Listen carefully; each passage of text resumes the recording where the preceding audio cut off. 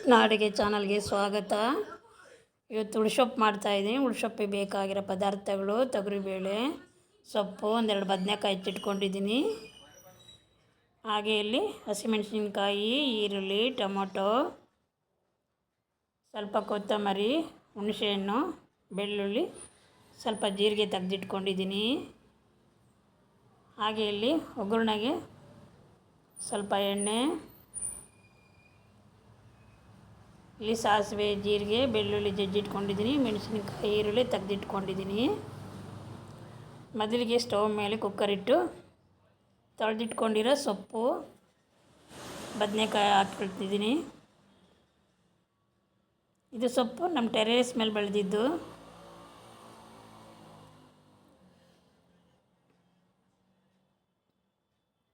ಇದಕ್ಕೆ ಈರುಳ್ಳಿ, ಹಸಿಮೆಣಸಿನ್ಕಾಯಿ, ಟೊಮೊಟೊ,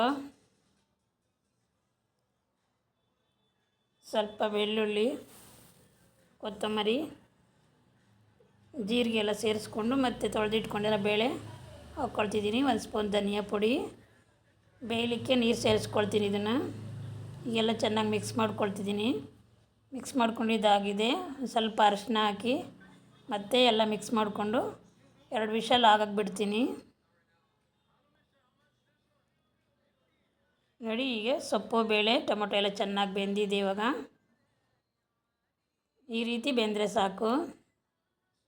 ಇದನ್ನೆಲ್ಲ ಒಂದು ಪ್ಲೇಟಿಗೆ ತೆಗೆದಿಟ್ಕೊಳ್ತೀನಿ ನಾನು.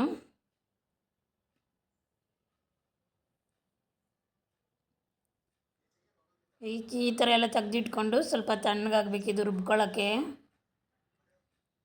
ಇದು ಸೊಪ್ಪಿನ ಹೆಸರು ದೊಡ್ಡಗೋಣಿ ಸೊಪ್ಪು ಅಂತ. ಹೊಲಗಳಲ್ಲಿ ಬೆಳೆಯುತ್ತಿದ್ದು ತುಂಬ ಚೆನ್ನಾಗಿ ಭೋಗವಾಗಿ ಬರುತ್ತೆ. ಈ ಸೊಪ್ಪು ಆರೋಗ್ಯಕ್ಕೆ ತುಂಬ ಒಳ್ಳೆಯದು ಅಂತ ಹೇಳ್ತಿದ್ದಾರೆ.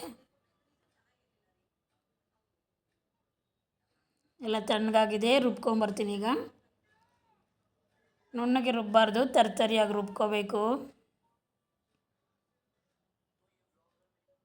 ಸ್ವಲ್ಪ ನೀರು ಸೇರಿಸ್ಕೊಂಡು ರುಬ್ಕೊಳ್ತೀನಿ. ನೋಡಿ, ರುಬ್ಕೊಂಡಿದ್ದಾಗಿದೆ. ಸ್ಟವ್ ಮೇಲೆ ಬಾಣಲಿ ಇಟ್ಟು ಸ್ವಲ್ಪ ಎಣ್ಣೆ ಹಾಕಿ ಅದು ಬಿಸಿ ಆದ ನಂತರ ಅದಕ್ಕೆ ಸಾಸಿವೆ, ಜೀರಿಗೆ ಹಾಕಿ, ಈರುಳ್ಳಿ, ಬೆಳ್ಳುಳ್ಳಿ ಜಜ್ಜಿಟ್ಕೊಂಡಿದ್ದೆ, ಬೆಳ್ಳುಳ್ಳಿ, 1-2 ಮೆಣಸಿನ್ಕಾಯಿ ಮುರಿದಿಟ್ಕೊಂಡಿದ್ದೆ, ಅದು ಎಣ್ಣೆ ಚೆನ್ನಾಗಿ ಫ್ರೈ ಮಾಡ್ಕೊಳ್ತಿದ್ದೀನಿ. ಇದೆಲ್ಲ ಚೆನ್ನಾಗಿ ಹುರ್ಕೊಂಡಿದ್ದಾಗಿದೆ. ಈಗ ರುಬ್ಕೊಂಡಿದ್ವಲ್ಲ ಸೊಪ್ಪು, ಬೇಳೆ, ಅದನ್ನು ಸೇರಿಸ್ಕೊಳ್ತೀನಿ.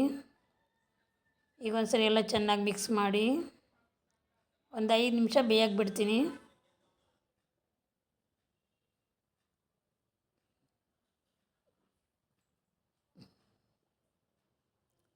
ಈಗೆಲ್ಲ ಚೆನ್ನಾಗಿ ಬೆಂದಿದ್ದಾಗಿದೆ. ಈ ಟೈಮಲ್ಲಿ ಈಗ ರುಚಿಗೆ ತಕ್ಕಷ್ಟು ಉಪ್ಪು ಸೇರಿಸ್ಕೊಳ್ತೀನಿ. ಮತ್ತೊಂದು ಸಲ ಚೆನ್ನಾಗಿ ತಿರುವಿ ಚೆನ್ನಾಗಿ ಬೇಯ್ತಾ ಇದೆ. ಈ ರೀತಿ ಕುದ್ದಿದ್ದಾಗಿದೆ ಸಾಂಬಾರು. ಇವಾಗ ಈ ಉಳ್ಸೊಪ್ಪು ರೆಡಿ ಆಯಿತು. ಬಿಸಿ ಅನ್ನದ ಜೊತೆಗೆ ಸರ್ವ್ ಮಾಡ್ತಾಯಿದ್ದೀನಿ. ಈ ಉಳ್ಸೊಪ್ಪು ಸಾಂಬಾರು ಹಾಕ್ಕೊಂಡು ಸ್ವಲ್ಪ ಮೇಲೆ ತುಪ್ಪ ಹಾಕ್ಕೊಂಡು ತಿಂತಾಯಿದ್ರೆ ಹಬ್ಬ ತುಂಬ ರುಚಿಯಾಗಿರುತ್ತೆ. ತಿನ್ನಬೇಕು ಅನ್ಸೋದು ಮತ್ತೆ ಮತ್ತೆ. ನೀವು ಒಂದು ಸಲ ಟ್ರೈ ಮಾಡಿ. ನಿಮ್ಗೆ ಇಷ್ಟ ಆಗಿದೆ ಅಂದ್ಕೊತೀನಿ. ಲೈಕ್ ಕೊಡಿ, ಶೇರ್ ಮಾಡಿ, ಸಬ್ಸ್ಕ್ರೈಬ್ ಮಾಡಿ. ಧನ್ಯವಾದಗಳು.